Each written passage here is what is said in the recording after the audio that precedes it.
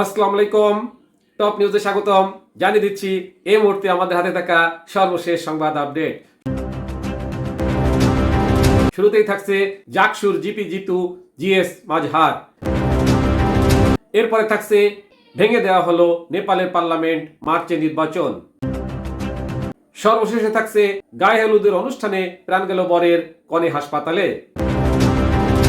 এতক্ষণ শুনলেন আপডেট সংবাদগুলো শিরোনাম, এবারে বিস্তারিত।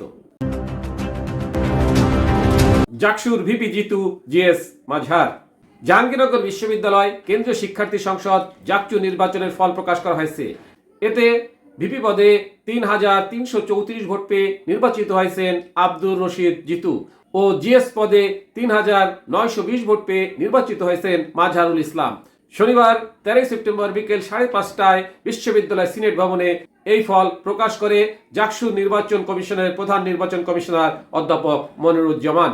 নির্বাচিত ভিপি আব্দুর রশিদ জিতু স্বতন্ত্র শিক্ষার্থী সম্মিলিত প্যানেল ও জিএস মাজহারুল ইসলাম শিবির সমর্থিত সম্মিলিত শিক্ষার্থী জোট প্যানেল থেকে নির্বাচন করেন। সম্মিলিত শিক্ষার্থী জোট প্যানেলে নির্বাচিত অন্য দুই শীর্ষ পদে এজিএস পুরুষ প্রত্নতত্ত্ব বিভাগের 49 ব্যাচের শিক্ষার্থী Ferdous Al Hasan 2,558 vote oh AGS নারী দর্শন বিভাগের 48 ব্যাচের শিক্ষার্থী আয়শা সিদ্দিকা মেঘলা 3,402 ভোট। ভেঙে দেওয়া হলো নেপালের পার্লামেন্ট, মার্চে নির্বাচন। নেপালের অন্তর্বর্তীকালীন প্রধানমন্ত্রী হিসেবে সুশীলা কার্কির শপথ নেওয়ার কয়েক ঘন্টা পরই ভেঙে দেওয়া হয়েছে দেশটির পার্লামেন্ট। একই সঙ্গে আগামী বছরের মার্চে নির্বাচনের তারিখ নির্ধারণ করা হয়েছে। এনডিটিভির প্রতিবেদন অনুযায়ী শুক্রবার 12 সেপ্টেম্বর শপথ নেওয়ার পর সুশীলা কার্কি তার প্রথম সিদ্ধান্তে প্রতিনিধি পরিষদ ভেঙে দেওয়ার সুপারিশ করেছিলেন। এদিন শপথ নেওয়ার মধ্য দিয়ে তার নেতৃত্বে ছোট মন্ত্রিসভার একটি সরকার গঠিত হয়েছে। এটির মেয়াদ থাকবে 6 মাস। এই সময়ের মধ্যে অন্তর্বর্তী সরকার নতুন নির্বাচন আয়োজনের ম্যান্ডেট দেওয়া হয়। সপ্তাহ জুড়ে চলা বিক্ষোভে অন্তত 51 জন নিহত এবং 1,300 জনের বেশি আহত হয়েছেন। তরুণ প্রজন্মের নেতৃত্বে গড়ে ওঠা ওই দুর্নীতি বিরোধী আন্দোলনকে জেনজি আন্দোলন বলা হচ্ছে। গায়ে হলুদ অনুষ্ঠানে প্রাণ গেল বরের, কনে হাসপাতালে।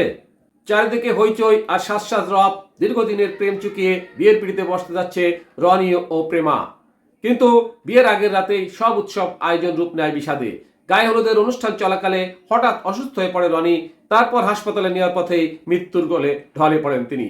বৃহস্পতিবার 11 সেপ্টেম্বর চাঁদপুরের হাজীগঞ্জের দ্বাদশপাড়া গ্রামে ঘটেছে এমন হৃদয় বিদারক ঘটনা। অথচ শুক্রবার দুপুরে তাদের বসার কথা ছিল বিয়ের পিড়িতে।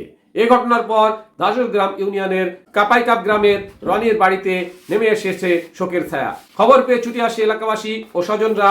রনি ওই গ্রামের বিল্লাল মিজির ছেলে। শুক্রবার জুমার নামাজ শেষে জানাজা ও দাফন সম্পন্ন হয়। টপ নিউজ এখনকার মতো শেষ করছি। আল্লাহ হাফেজ।